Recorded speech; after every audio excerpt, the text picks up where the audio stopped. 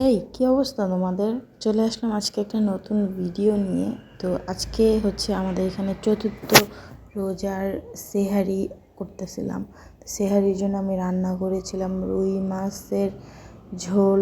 তো চলো কীভাবে রান্না করছি সেটা বলি। প্রথমে আমাদের নিয়ে নিতে হবে একটা কড়াইতে পরিমাণ তেল দিয়ে দিতে হবে। অবশ্যই চুলাটা জ্বালাবা, চুলা না জ্বালালে কিন্তু রান্না হবে। আমি এখানে পরিমাণ মতো তেল নিয়ে নিয়েছি। তারপরে দিয়ে দিব পেঁয়াজ কুচি, কারণ আমার হচ্ছে পেঁয়াজ বাটাটা হচ্ছে ফ্রিজে ছিল, আমি নামাইতে দেরি করে ফেলছি, তার জন্য আমার পেঁয়াজটা গলে নাই। কিন্তু আমি পেঁয়াজটা একটু পরে দিব, একটু গলার পরে আমি এখানে সামান্য পেঁয়াজ কুচি দিয়ে দিছি। আপনাদের এখানে যদি পেঁয়াজ কুচি থাকে তাহলে পেঁয়াজ কেটে দিবেন, না হয় পেঁয়াজ বাটা দিবেন। তারপর দিয়ে দেব রসুন বাটা আমি আজকে হচ্ছে পেঁয়াজটা একটু লাল হওয়ার আগেই হচ্ছে রসুন বাটাটা দিয়ে দিছি। তো ঘুটানাটা করে আমি এখন দিয়ে দেবো পরিমাণ মতো হলুদ গুঁড়ো, লবণ আর হচ্ছে মরিচ গুঁড়ো। আর হ্যাঁ, এখন আমি দিতেছি আদা, এখন দিয়ে দিলাম পরিমাণ মতো আদা বাটা। তো একটু নাড়াচাড়া করে মিক্স করব আর কি। অ্যান্ড চুলা কিন্তু মিডিয়াম আঁচেই থাকবে।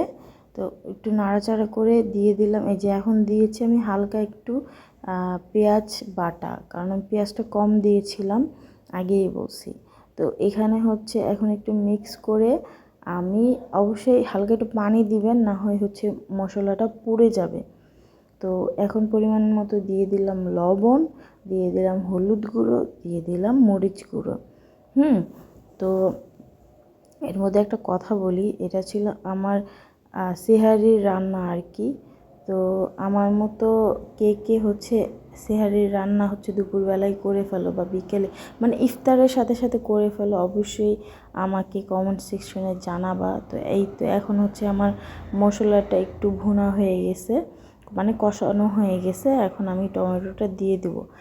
আমার আজকের রান্নাটা কিন্তু মেনলি টমেটো দিয়েই হয়েছে। আমি টমেটো দিছি যাতে একটু খাইতে ভালো লাগে, যেহেতু আমি আর কোনো কিছু অ্যাড করব না। তো এই তো আমি টমেটো দিয়ে কিন্তু ঢেকে রাখছি, আমি আলাদা কোনো পানি দিই নাই, আমার টমেটো থেকে পানি বের হয়েছে।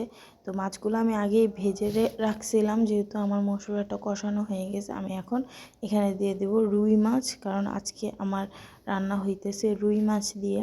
তো আমি ভাজা মাছগুলো দিয়ে দিছি, দেওয়ার পরে আমি হচ্ছে পরিমাণ মতো পানি দিয়ে দিছি। পানি দেওয়ার পরে আমি কিছুক্ষণ ঢেকে রাখবো বলক আসা পর্যন্ত। আর আরেকটা জিনিস কী করছি জানো তোমরা, আমি হচ্ছে ধনিয়া পাতা দিয়ে দিয়েছিলাম, বাট আমি ক্যামেরা অন করি নাই, এটা আমি ভুলে গেছিলাম আর কি। ভুলে গেছি বলতে আমি ফোন হাতে ধরে রাখছিলাম, কিন্তু আমি যে ভিডিও অন করব সেটাই আমার মাথায় ছিল না। তো এই তো গল্প করতে করতে আমার রান্না কিন্তু প্রায় শেষের দিকে। তোমরা কি দিয়ে সেহারি করছো অবশ্যই আমাকে জানাবা। আর হচ্ছে আমার রান্না কীরকম হয়েছে সেটাও তোমরা আমাকে জানাবা, আমার অবশ্যই ভুল ত্রুটি হবে।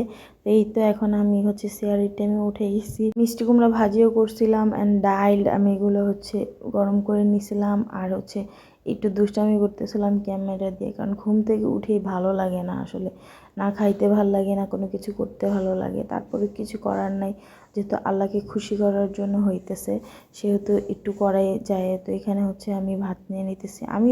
তোমাদের মনে অবশ্যই প্রশ্ন যে এত বড় হাতির মতো একটা মেইয়া এতটুকু ভাত খাবে, কিন্তু ঘুম থেকে ওঠার পরে কিছু খাইতে ইচ্ছা করতেছিল না। তো আমি হচ্ছে দুষ্টামি করতেছিলাম আমি এই ক্যামেরা দিয়ে।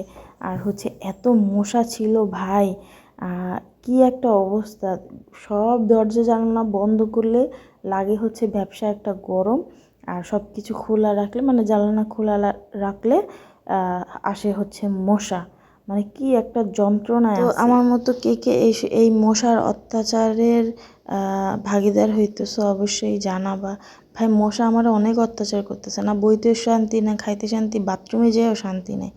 তো এই তো কথা বলতে বলতে আমার হচ্ছে সেহারি শেষ, আর মনে হয় 20 মিনিট বাকি ছিল।